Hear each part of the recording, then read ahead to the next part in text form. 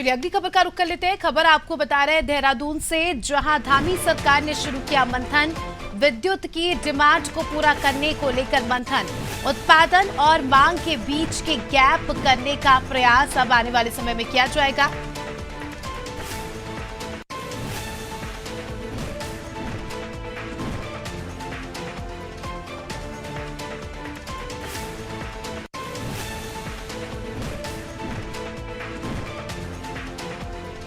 तो खबर देहरादून से, जहां धामी सरकार ने शुरू किया मंथन। विद्युत की डिमांड को पूरा करने को लेकर एक मीटिंग बुलाई गई। ज्यादा जानकारी ले लेंगे, हमारे सहयोगी सोनू लगातार हमारे साथ जुड़े हुए हैं। सोनू, जिस तरह से हम देख रहे हैं उत्तराखंड में विद्युत या हम कहें बिजली की डिमांड दिन ब दिन बढ़ती जा रही है, उपभोक्ताओं की जो संख्या है बढ़ती जा रही है, लेकिन उस हिसाब से सप्लाई नहीं हो पा रहा है। लोगों तक जो है बिजली नहीं पहुंच पा रही। अगर पहुंच भी रही है तो जितनी चाहिए उतनी बिजली यहाँ पर नहीं पहुंच पा रही है। उसको लेकर बताया जा रहा है कि मुख्यमंत्री ने मंथन किया। क्या कुछ बातें इस मंथन से सामने निकल कर आई?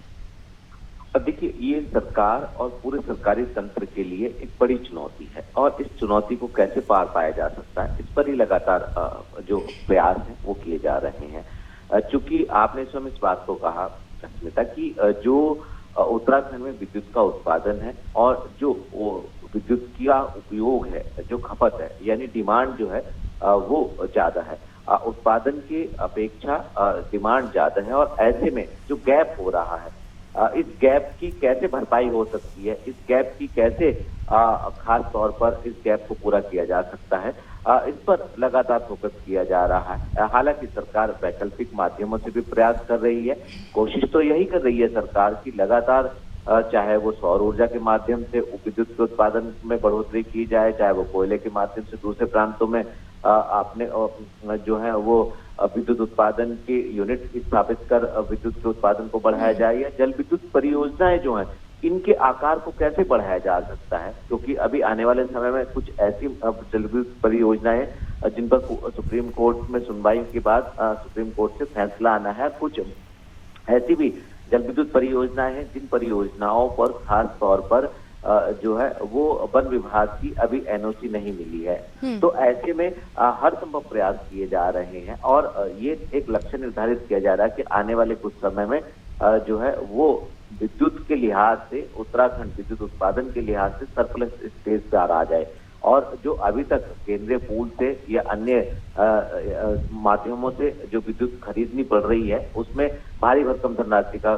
खर्च हो रहा है। तो कहीं ना कहीं जो ये धनराशि खर्च हो रही है इस पर ये खर्च रुक सकेगा। इसके साथ साथ जो विद्युत का उत्पादन है और जो खास तौर से इंडस्ट्री सेक्टर के जो लोग हैं जो यहाँ पर अपनी औद्योगिक इकाइयों को स्थापित करना चाहते हैं, उनके लिए एक विद्युत उपलब्ध हो सकेगी और जो कई क्षेत्रों में हम देखते हैं कटौती होती है वो कटौती नहीं हो पाएगी।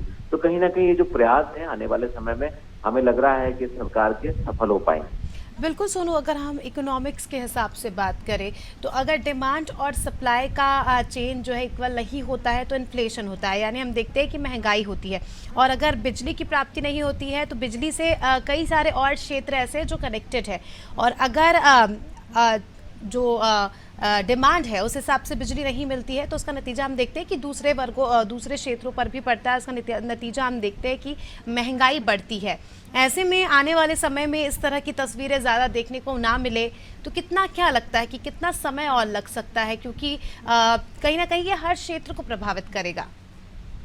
ये बात बिल्कुल आपकी सही है कि एक नहीं बल्कि कई सेक्टर जो हैं वो इससे प्रभावित होते हैं और ऐसे में जब मांग के अनुरूप उत्पादन न हो रहा हो, जबकि हम एक तरफ उत्तराखंड को नदियों का प्रदेश कहते हैं और तमाम जल विद्युत परियोजनाओं से विद्युत का उत्पादन भी हो रहा है, और जब वर्षा काल होता है और या ज्यादा फिर जब ठंड का समय होता है तो उस समय भी जो विद्युत का उत्पादन है वो प्रभावित होता है। ये बात बिल्कुल सही है कि जो ये एक चुनौती है, इस चुनौती को सरकार की तरफ से कम समय में इसका समाधान करने की कोशिश की जा रही है, क्योंकि इसमें लंबा समय लग सकता है। लिहाजा जो ऊर्जा विभाग के अधिकारी हैं, जो ऊर्जा सचिव हैं और खास तौर से जो सेंटर के ऊर्जा विभाग के जो अधिकारी हैं उनका आपस में मंथन चल रहा है कि कैसे इस समस्या का समाधान किया जा सकता है और कैसे सौर ऊर्जा से के दायरे को बढ़ाया जा सकता है। तो एक नहीं बल्कि अनेकों प्रयास किए जा रहे हैं। अब यही देखना होगा,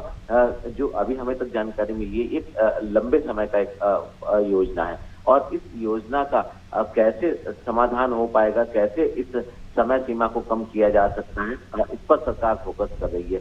उम्मीद की जा रही है कि जल्दी सरकार इस समस्या का समाधान करेगी और जो मांग के अनुरूप विद्युत का उत्पादन कम हो रहा है इसमें इजाफा करेगी। बिल्कुल, बने रहिए हमारे साथ सोनू, जल्दी आपका रुख करेंगे। तो दर्शकों को बता दें कि खबर आपको बताई देहरादून से, जहां अब बिजली को लेकर थामी सरकार आने वाले समय में कई बड़े फैसले ले सकती है, क्योंकि जिस तरह से हम देख रहे हैं कि डिमांड काफ़ी ज़्यादा बढ़ रही है, लेकिन उस हिसाब से बिजली का उत्पादन नहीं हो पा रहा है। देखना दिलचस्प होगा कैसे उसे बैलेंस किया जाता है।